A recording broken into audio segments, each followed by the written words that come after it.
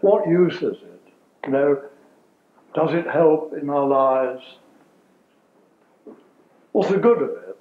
You know, apart from, what shall I say, the entertainment, the fun, the relief of her coming home and all that, how does it help us actually to function better in our lives? Well, I don't know about you, and I think that but I do think that living from the truth of who we are has got to work better than living from a bunch of lies, hasn't it? It's got to work better. Living from the truth of who we are has got to be more practical in every which way. And let me just indicate a few of the ways which I think you would find your life working out better if you live consciously from what we've seen tonight. If you practiced it, what would happen? Because we do have to practice it.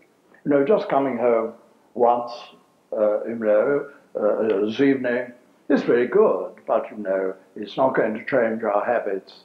It's not going to change our lives until we keep coming home and keep coming home to the place we never left, until it is natural to be natural and live in the as-is world, being who we are, and what shall I say, have less respect for the as-if world, which we still have to live in. Well, let me just give you one or two things I've noticed about my own life that I haven't mentioned yet, and I would suggest that you try these things out in your own life and see whether they work for you. And the first thing is about energy. Energy. You know, when I was talking about that little guy in the mirror there, that little friend we had when we were little children, little friend, and when we grew up, he escaped, or she escaped from the glass tank and came up here and parasitized me here. And you also parasitized by the thing which really belongs there.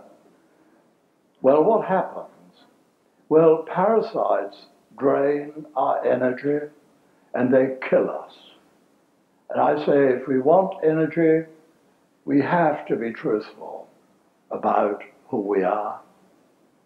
Put it another way, it takes an enormous amount of energy.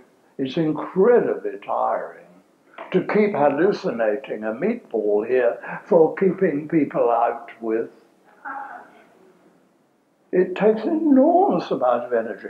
And not only do I have to build this hallucination here, but I have to keep adjusting it for you and you and you.